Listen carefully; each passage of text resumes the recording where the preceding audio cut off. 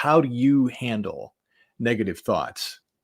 Do you ever have any negative thoughts? And, I know that there are a lot of other messages out there, a lot of other coaches, or a lot of other teachings regarding what to do, how to handle negative thoughts. Mhm. And I know for myself, I lived a lifetime, dealing with that negative voice or those negative thoughts popping up. And I know that a go-to for me was more of a ignoring them or trying to repress them, trying to swallow that or whatever, just trying to not think about it. But sometimes the more you try not to think about it, the more you're having those negative thoughts. So your experience. I've never had any. Well, that's easy. It's easy to believe, actually. No, I was riddled with them Oh. at one point. And the way I would deal with them depended on exactly how bad I was feeling at the time. Mhm. So if I wasn't feeling too bad, the negative thought would come and I wasn't in too negative a state, I would do what you did, try and ignore it, try and repress it, push it down, that kind of thing. But what happened probably most of the time is that I ran away with them. So I would join in. So the negative thought would come and then I would add to it. For example, if I don't know what to do, that was one of my big Mhm. ones that I used to say a lot to myself. I don't know what to do. And it was always a stressful Mhm. state. So I don't know what to do. Yeah, because I've tried that and that's not going to work. And I've tried that before and that's not. And I would just, if I can't figure something out, then this terrible thing's going to happen. And so I would join in and add to it. Yeah. And as we are joining in with those negative thoughts, obviously, what ends up happening is that the brain is starting to create those negative neurochemicals. And as that whole process is happening, we start to lose access function of the prefrontal cortex of your brain, which is where we're doing our logical thinking. We're problem solving. We are being strategic with the prefrontal cortex of our brain. So if we are wandering further and further into the deep, dark woods of negative thoughts, we are impairing our ability to actually function well, make good choices and decisions. So I always knew I needed to do something with these negative thoughts. What do we do? Yeah, yeah, good point. Yeah, and as you say, just that point about the prefrontal cortex is such an important one to bear in mind, because the challenge with it is, the biggest challenge is that, so you're feeling a negative emotion. As we know, those stress chemicals cause blood to drain from that part of the brain, so you can't think clearly. And the problem is that from that state, the illusion of those negative thoughts is very, very real. You can't see outside of it. So you mentioned deep, dark woods. And I think that's a great analogy, where if once you've gone off the road, it depends on how long you've been driving in that direction off the road as to how deep you get into the wilderness or the deep, dark woods. And the further into it you get, the less you can see anything else. And so then you wander around in those deep, dark woods and you can't see the road. From that point, you have to just grab that wheel and turn in the direction that the road is in, and just keep moving in that direction until you can see it again. But the challenge is it may be a while before you see it. And that's what's so difficult. So we get into those states. The other thing is that the brain is constantly trying to predict the future based on how you're feeling right now, based on the present. And you may have experienced this. I know I definitely did quite a lot. When you're feeling down, when you're feeling depressed or despondent, and then someone says, "Oh, come out with us. You'll have a good time. It'll help." And from that depressed state, you cannot imagine that it would ever help. From that depressed state, you imagine going out, and your brain is predicting that when you get there, you're going to feel exactly the same as you feel now, because it's predicting it'll be the same. So the brain is constantly trying to predict the future, but based on the present, and it's not very good at it. That was the main thing I wanted to say. Can I tell a quick story? A quick one. Along these lines, at one point in my life, I was pretty depressed. Several points in my life, plenty. But there was a particular time that I'm remembering now that I was despondent, depressed. I didn't want to go anywhere. I didn't want to speak to anyone because it felt like speaking to someone's not going to change anything. This is the situation. And number one, I didn't think anyone would understand. But number two, I thought, well, what are they going to do about it? There's nothing anyone can do. So I'd kind of gone quite reclusive. And my sister called me and said, hey, we're going up in a microlight. Come and join us. It'll do you good. You'll feel different. It'll be fun. And I honestly, from that state, I thought, what's that going to do? I'm still going to feel like this. The situation's still going to be the same. There's no point in doing anything like that. So I said no. But my sister, being my sister, the way she is, she pushed. And she's, come on, Odile, just come. If you hate it, we'll bring you back home, but just try. So she pushed and pushed. And eventually I went, fine. I know that it's not going to work, but I'll do it anyway.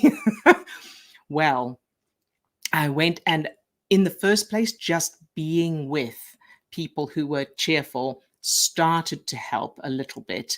And then when we started going to the getting up, and of course the microlight flight was amazing. It was awe-inspiring in so many ways.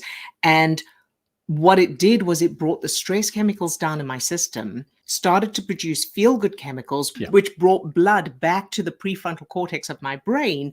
And then I could think clearly again. So by the time I got back home, I had a whole new perspective on the situation that I was dealing with that I could not see from before.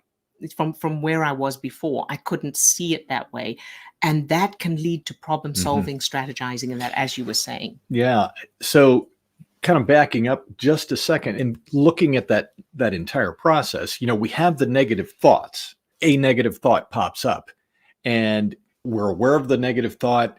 And then in that moment, we're also experiencing the negative neurochemicals that are associated with that. It's those negative neurochemicals that make that all feel so real. So a thought is just literally just a connection of neurons in a neural pathway, but it's that release of those neurochemicals that makes it feel real. And then it's like we've become entranced. Yes. And then what I see in my mind is I used to just hop on the little hamster wheel, and one negative thought led to another negative thought, which just kept that flow of negative neurochemicals going. So understanding, first of all, how that process is working in the background. I know that in a lot of other methods, they talk about go do something. And obviously in that instance for you, hopping in a little microlight and flying, that changed, those negative neurochemicals pretty significantly. But I think the point of what we're wanting to kind of get at today is, apart from hopping in a microlight every time you have a negative thought, what is something that we can actually be doing with negative thoughts in the moment, right? Absolutely. And, that idea of doing something to change your brain chemistry is something we teach. As you pointed out, it's not what we want to share with you today. What I discovered since then is that a really important piece of this, and this is the bit that I've not heard anyone else talk about. I've not heard any of the other teachers or gurus or coaches or mentors talk about this piece. And I think this piece is crucial. And that is answering, acknowledging and answering with logic. And the reason I think that's so important is because, if you think about the two main parts of the brain that we're thinking of in this way, is the conscious mind, which is our awareness and, the conscious thoughts we have, and then the unconscious part of the brain, so the whole rest of the brain. And the fact that the conscious mind uses logic to try and make sense of experiences. We try and make sense of things. We try and problem solve. We're looking for ways to improve or to change things. So we're thinking logically with the conscious mind.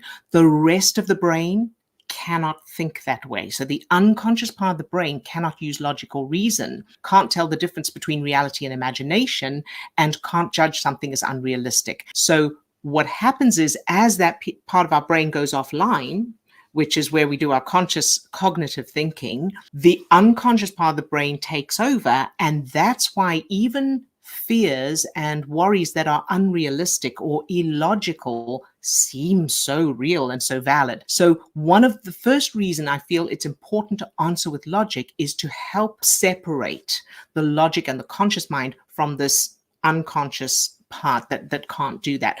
And an example of that would be, one of my things was, I don't know what to do. Like I said, I don't know what to do. And is business never worked for me. No, I did exactly the same as everybody else, but it didn't work for me. So I would find myself thinking, it won't work. There's something wrong with me. There's nothing ever works for me. Now, I would run away with that and add to it and everything. So instead, I started saying things like, well, is that true? And hasn't it worked for me in the past? And the main point of this is if someone you cared about, a friend, said these negative thoughts to you, what would you answer? That's, I think, the bottom line of it. So would you join in? In other words, if they went, nothing ever works for me, would you say, yeah, I know? Or would you encourage them? Would you reassure them? Would you find a way to help them to feel better? We tend to do that for people we care about. We tend to not do it for ourselves. So let's kind of deconstruct that a little bit. So kind of talk me through a process. I'm having a negative thought right now. Mm-hmm. Tell me how to deal with that in real time right now. Okay, great. What's the negative thought? Because in order to know how to answer it, we need to know what it is.